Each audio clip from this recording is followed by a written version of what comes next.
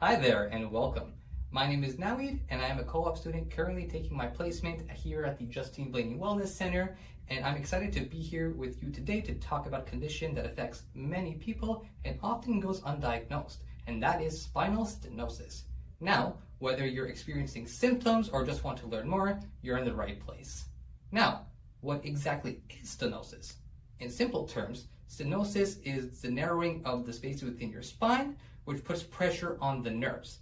When this happens in the spine, it can lead to symptoms like pain, numbness, tingling, or it can even affect things like balance and movement.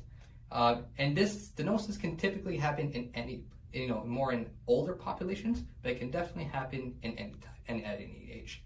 Now, in today's video, I'll be walking you through 5 different exercises that can help you alleviate some of the discomfort or improve your quality of life. Or even if you don't have any symptoms or discomfort, this video can still help you get in some great stretches, great exercises for your spine. So let's get to it. The first exercise I'm going to guide you through is kind of like a pelvic tilt. So for this exercise to set up, you're going to want to lie down on a bed, make sure you're comfortable. And while you're lying down, I want your hands to be by your side and your knees bent up. Now in this position, you're going to want to tighten your abdominal muscles at the same time of tightening your gluteal muscles down here. And you're going to want to do this around, a few repetitions, and I'll guide you through them. So you're squeezing abdominals and glutes, and then you let go. And then you repeat. Squeeze, and then you let go. Now this exercise is really good for helping you strengthen and get your core and your core engaged.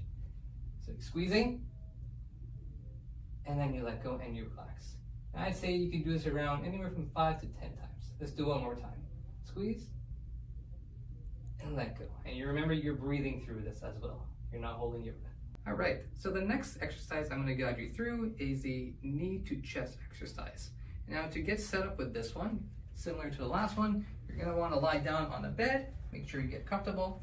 Now with this one specifically, you're going to want to have one of your legs hanging off and having one of the others bent. And now we're going to also alternate this between the exercise.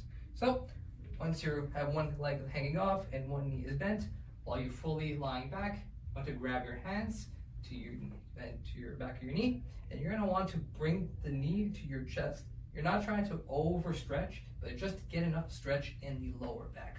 So, and you want to hold the stretch for a couple seconds, and then you let go.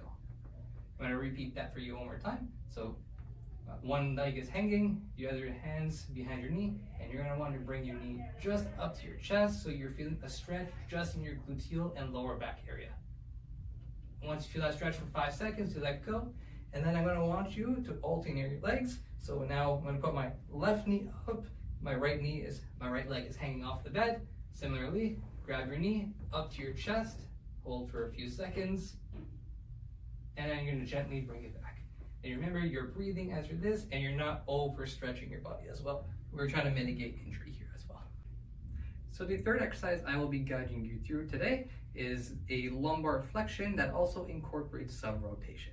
Now, again, just like the past exercises, the setup for this one would require a nice bed. If you're at home, you can use your bed as well.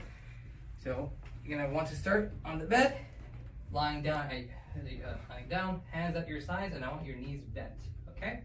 Now, in this position with your hands at your sides and your knees bent, I want you to bring your knees into we're going to be alternating to the left and to the right as well. So first, you're going to want you to just drop your knees to the left, and while you're dropping knees, I want you to feel that stretch, more specifically in the lower back.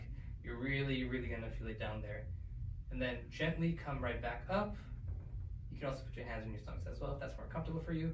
And then you're going to drop to the other side just to alternate the sides. And you're really going to feel it right here in your back. Hold it for like a few seconds, I'd say around 5, and then gently come back. You can do it one more time. Remember, you're breathing, trying to relax. Make sure you're enjoying the exercises. You should incorporate these into your daily routine. And one more time. And back to the start. Right, so the next exercise I will be going through is a seated lumbar flexion exercise.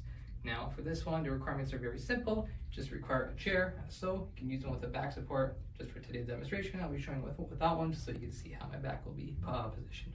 So for the starting position, this one, simply just want to sit down in a chair. If your chair has a back, I want to sit just by the edge of it. You know, you don't want your back making contact with the back of the chair.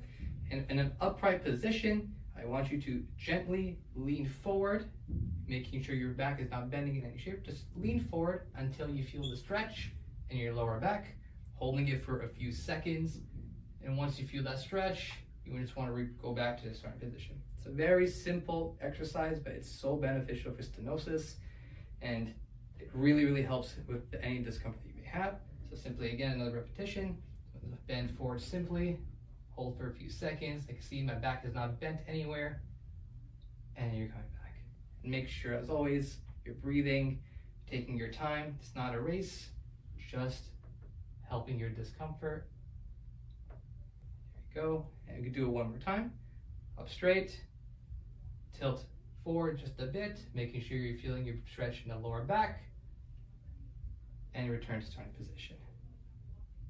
Right, so the fifth and final exercise I will be guiding you through today is a partial sit-up. Now, just like the other exercises before, you would need a bed. You can actually do this one on the floor as well if you're more comfortable that way. So the starting position for this one, just lie down either on the floor or the bed, and you're gonna want to bend your knees with your hands at your sides. Now for this exercise specifically, you're gonna wanna focus more on your abdominal muscles and your abdominal region. So for this one, you're gonna want to squeeze in your abdomen and your abdominal muscles. You wanna bring up your back just off the bed, where your shoulder blades are also just coming off the back. Remember, you're breathing. And you wanna feel that stretch right in your abdominal area. You'll also feel it right in your lower back. And while you're holding this, you hold the stretch for around a few seconds, let's say around 5, and then you gently lower it back to start position when you're relaxed. You're gonna wanna repeat this around 3 to 5 times, as many times, or if you feel more comfortable, you can do it more.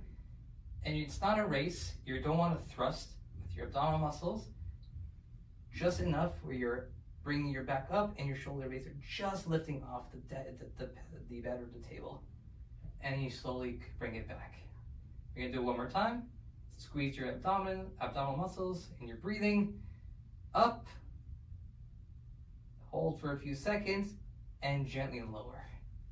And this will help with any discomfort you have and help really strengthen your core.